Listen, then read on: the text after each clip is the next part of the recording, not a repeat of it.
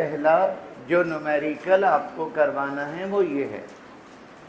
अच्छा, बहरिया कॉलेज कारसाज के पेपर में ये मौजूद है। कॉलेज का नाम मैंने लिख दिया और पेपर आप सबके पास मौजूद है।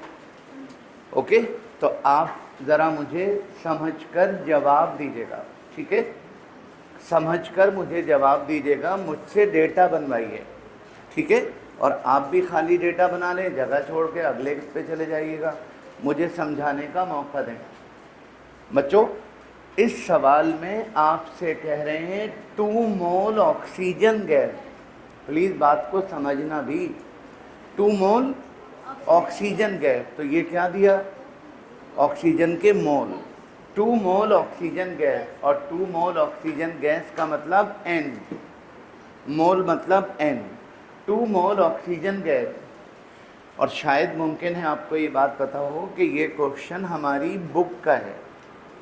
मैंने आपसे बारहा कहा है कि बुक का एक भी न्यूमेरिकल, एक भी सेल्फ असेसमेंट, एक भी एक्सरसाइज, कुछ भी ड्रॉप मत करिएगा।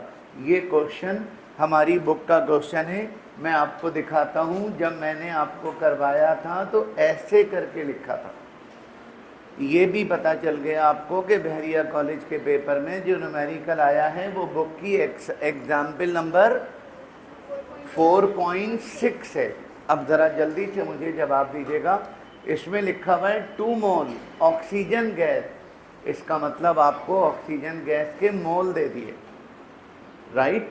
आगे लिखा हुआ है kept in a vessel of 15.5 decimetre cube. ये क्या है? वेसल का वॉल्यूम है जिसमें 2 मोल, जल्दी बोलिए, ऑक्सीजन गैस के भरे में at a temperature of 37 degree centigrade, जिसको बाद में भी केल्विन करना था, हमने हाथ के हाथ इसको केल्विन बना दिया। ये बात ओके हो गई? आगे सुनिए, आगे सुनिए। आगे लिखा हुआ है कैलकुलेट द प्रेशर। बच्चों, calculate the pressure exerted by gas, यानी गैस का प्रेशर कितना होगा if gas behave as ideal. अगर गैस बिहेव करेगी आइडियल, और नंबर और नेक्स्ट क्या है? Gas behave as non ideal. इसका मतलब 2 दफ़ा प्रेशर निकालना है। एक मर्तबा गैस आइडियल बिहेव करेगी तो PV is equal to nRT, और दूसरी बार गैस नॉन आइडियल बिहेव करेगी तो वेंडर वेल इक्वेशन लगाकर प्रेशर निकालेंगे, है ना बेटा? और ज़रा देखिएगा आगे क्या लिखा हुआ है, वेंडर वेल कांस्टेंट। बच्चों, vendor well constant of oxygen, oxygen का वेंडर वेल कांस्टेंट 2 होते हैं, एक A होता है, एक B होता है। तो आपको A भी दिया हुआ है, B भी दिया हुआ है। R की वैल्यू पहले भी कभी गिवन नहीं थी, अभी भी गिवन नहीं है, ये तो दुनिया के हर बच्चे को पता है। तो क्या किया आपने? A की वैल्यू लिख ली, B की वैल्यू लिख ली, और प्रेशर निकालना है 2 बार। बच्चों, प्रेशर निकालना है 2 मरतबा। जल्दी से बताइए। नंबर 1, जनरल गैस इक्वेशन इस्तेमाल करेंगे कब? जब गैस बिहेव करेगी आइडियली, तो PV is equal to nRT। और जल्दी से बताइए, P is equal to nRT upon V। गुड्डे, P is equal to nRT upon V। आपने सॉल्व किया, प्रेशर आ गया। मतलब जब ऑक्सीजन गैस बिहेव करेगी एज आइडियल, जब ऑक्सीजन गैस बिहेव करेगी एज आइडियल, तो प्रेशर ये होगा। ओके हो गया? अब जल्दी से बताइए B। शाबाश। Van der Waals equation is use, van der Waals equation इस्तेमाल करेंगे, है ना बेटा? If it behave as non ideal, तो वेंडर वेल इक्वेशन कौन बताएगा? P प्लस, बोले बोले, P plus van der Waals equation P plus A N square upon V square और into v minus N B is equal to N R T. ये van der Waals equation लगा दी हमने। Okay हो गया। अब बताओ बेटा, जल्दी से बताना। आपको निकालना है P, बाकी सब कुछ तो गिवन है। तो क्या करोगे, A की जगह A की वैल्यू और N की जगह N की वैल्यू, V की जगह V की वैल्यू, और यही तमाम की तमाम वैल्यूज़ ये देखिए मैंने इक्वेशन में पुट कर दी। जो जो वैल्यू थी P को छोड़कर, मेरा बेटा P को छोड़कर हमने सारी वैल्यूज़ पुट कर दी। अब आप जल्दी से बताइएगा क्या करोगे। इन तीनों को मल्टीप्लाई करेंगे, जवाब दीजिए। इन तीनों को मल्टीप्लाई करेंगे, इन दोनों को मल्टीप्लाई करके 15.5 में से माइनस कर देंगे। और बताइएगा n की वैल्यू क्या थी 2, तो 2 का स्क्वायर 4 और v की वैल्यू का स्क्वायर कर दिया, है ना बेटा। ये आंसर आ गया। अब आप जल्दी से मुझे बताइए क्या करेंगे। इस वैल्यू को पूरे ब्रैकेट से मल्टीप्लाई कर देंगे। अब तो बात ही ख़त्म हो गई। जल्दी से बताओ बेटा, ये पॉजिटिव वैल्यू है, इसको उठा के यहाँ ले आएंगे, ये नेगेटिव हो जाएगी, और ये क्रॉस मल्टीप्लाई कर देंगे तो डिवाइड में आ जाएगा। ये देखो बेटा, P अकेला रह गया। अब जल्दी से बताइएगा मेरा बेटा, इसमें से इसको माइनस करेंगे, जो आंसर आएगा 15.43 से डिवाइड कर देंगे और प्रेशर की वैल्यू आ गई। आप बच्चों में से कोई बच्चा मुझे ये बता सकता है कि आपको कैसे पता चलेगा कि ये आंसर दुरुस्त है? शाबाश। आपको कैसे आइडिया होगा कि ये बिल्कुल एक्यूरेट है? जी आया, बोलो। ये बच्चा बोल रहा है कि इस वाली वैल्यू के करीब होगा। करीब नहीं होगा, करीब होगा। मतलब गैस जब बिहेव करेगी आइडियल, तो प्रेशर जो भी आएगा, गैस जब बिहेव करेगी नॉन आइडियल, तो प्रेशर थोड़ा सा कम हो जाएगा। वेंडर वेल ने यही तो बताया है, वेंडर वेल ने यही तो समझाया है। वेंडर वेल की पूरी रिसर्च ही यही है। और हमने देखा 3.28 और 3.275, यही तो फ़र्क आता है। क्या ख्याल है आपका? तो इस सवाल को मैं बिल्कुल अभी आज ही आपको रिकॉर्ड करके भेज रहा हूँ। इसको घर बैठकर एक मर्तबा फिर कर लीजिएगा। ये बहरिया कॉलेज कारसाज का पेपर था। अच्छा, बहरिया कॉलेज का एक न्यूमेरिकल ये भी है बच्चों, बहरिया कॉलेज का एक न्यूमेरिकल ये भी है। अब ज़रा जल्दी से मुझे जवाब दीजिएगा। Oxygen gas is produced by heating. Oxygen gas is produced by heating potassium, बोले नाइट्रेट। ये देखो मेरा बेटा, इसका नाम पोटेशियम नाइट्रेट है। ये डिकम्पोज हुआ तो पोटेशियम नाइट्राइट बना और ऑक्सीजन। ओके। अच्छा, इसको बैलेंस करने के लिए यहाँ 2 लगा दीजिए, यहाँ 2 लगा दीजिए, इक्वेशन बैलेंस हो गई। बैठ जाओ बेटा, ये बैठ जाओ, इक्वेशन बैलेंस हो गई। अब आप सवाल पर दोबारा वापस आ जाइए। बेटा इसको माफ़ कर दो, माफ़ कर दो इसको, बेचारी गरीब लड़की है ये। तो बात ये कर रहा था, oxygen gas is produced by heating potassium nitrate, और इक्वेशन आपको गिवन है। सही हो गया। अच्छा, आगे लिखा हुआ है the gas is collected over water. और ये बात मैंने आपको पहले भी बताई थी कि जब भी किसी गैस को कलेक्ट करते हैं ओवर वाटर, तो क्या हो जाता है, गैस जार में गैस के अलावा वाटर वेपर्स भी आ जाते हैं। गुड, इसका मतलब ये हुआ कि जो गैस कलेक्ट होती है वो गैस थोड़ी होती है, वो गैस और वाटर वेपर्स का मिक्सचर होता है। तो आपसे कह रहे हैं the gas is collected over the water. अब सवाल शुरू हो रहा है, अब यहाँ से क्वेश्चन शुरू हो रहा है, और हो सकता है आपको ये बात पता हो, मुमकिन है आपको ये बात पता हो कि ये क्वेश्चन हमारी बुक का एग्जाम्पल 4.8 है। ये वही सवाल है जिस पर मैंने कहा था मेरा नाम लिख दो, 2025 लिख दो। ज़रा जल्दी से बताइएगा, आपसे क्या बोल रहे हैं? आपसे कह रहे हैं if 225 centimetre cube gas is collected, ये क्या है? जल्दी बोलिए, ये क्या है? ये वॉल्यूम है। इसको डेसीमीटर क्यूब में कन्वर्ट करवा सकते हो? जल्दी बोलिए। डिवाइडेड बाय 1000 से डिवाइड कर दिया, डेसीमीटर क्यूब बन गया। ये मैं अभी आपको बताऊंगा कि डेसीमीटर क्यूब बनाने की ज़रूरत क्यों पड़ी, है ना बेटा? आगे सुनिए। कलेक्टेड एट, बोलिए बोलिए, 25 डिग्री सेंटीग्रेड, जिसको केल्विन में कन्वर्ट कर दिया। आगे लिखा हुआ है and 785 millimetre of Hg total pressure. ये टोटल प्रेशर क्यों कह रहे हैं?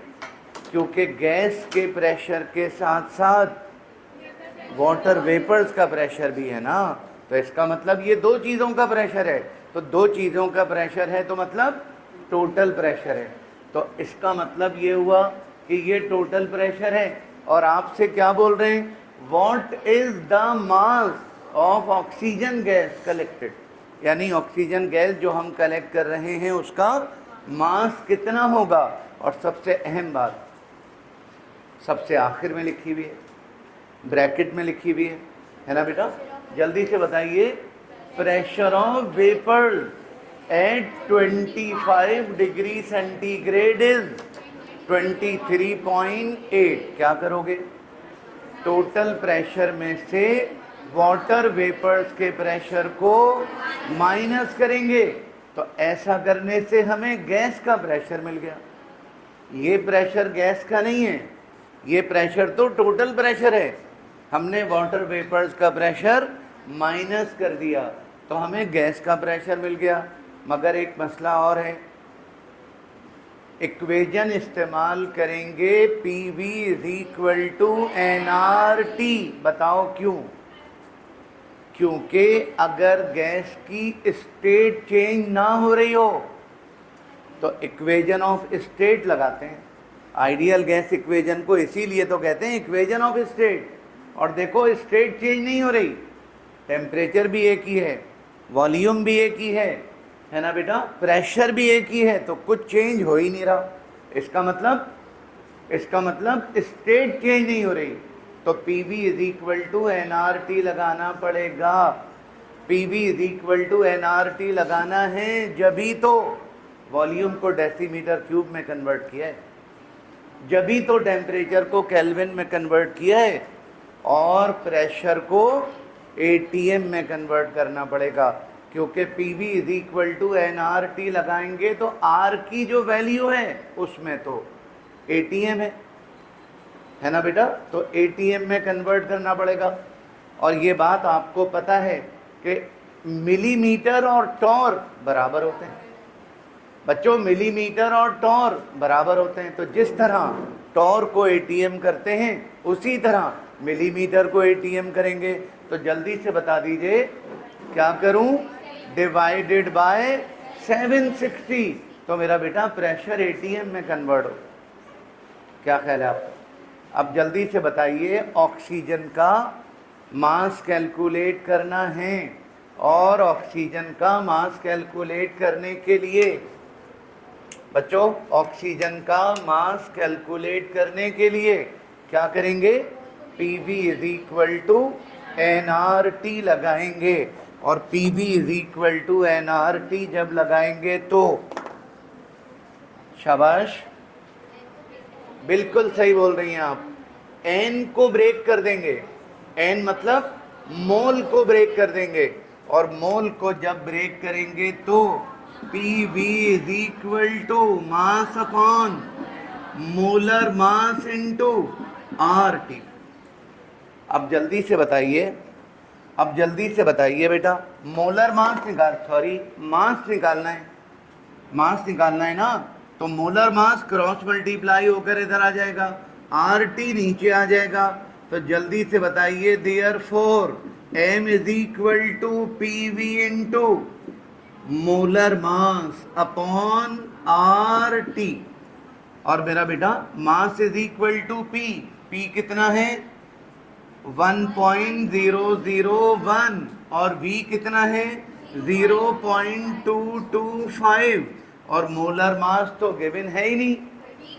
कोई बात नहीं, हमें ज़रूरत भी नहीं है कि गिवन हो, हमें पता है कि ऑक्सीजन का मोलर मास 32 अपॉन आर की वैल्यू 0.0821 और टेम्परेचर 298 है ना बेटा। जल्दी से ऊपर वाली तीनों वैल्यूज मुझे मल्टीप्लाई करके बताइए, सिर्फ ऊपर वाली। दोबारा बोलें, 7.20772। ओके, नीचे वाली दोनों वैल्यूज डिवाइड करके दिखाइए, मल्टीप्लाई करके दिखाइए। जी बेटा 24.46, जल्दी से डिवाइड कर दीजिए। 0.29 ग्राम, 0.294 ग्राम, ये मेरा बेटा ऑक्सीजन का मास पता चल गया।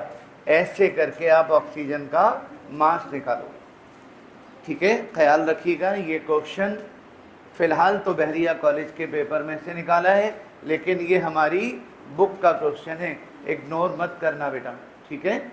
चलें आगे बढ़ते हैं बच्चों, अगली बात की तरफ जा रहा हूँ, और अगली बात करने के लिए इसी कॉलेज का पेपर है, इसी कॉलेज का पेपर है, और मुझे जवाब देना है। आपने पूछूं, एक छोटी सी बात का जवाब दीजिए, एक मामूली सी बात का जवाब दीजिए।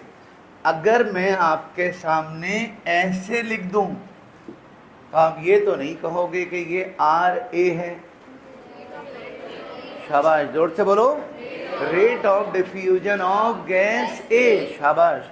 और अगर मैं आपसे कहूं, अगर बच्चों मैं आपसे कहूं कि ये क्या है, तो आपका जवाब होगा rate of diffusion of gas B. और अगर मैं ऐसे लिख दूं, ratio of rate of diffusion of gas A and B, जल्दी बताओ, दोनों के रेट ऑफ डिफ्यूजन का रेशो 1.5:1।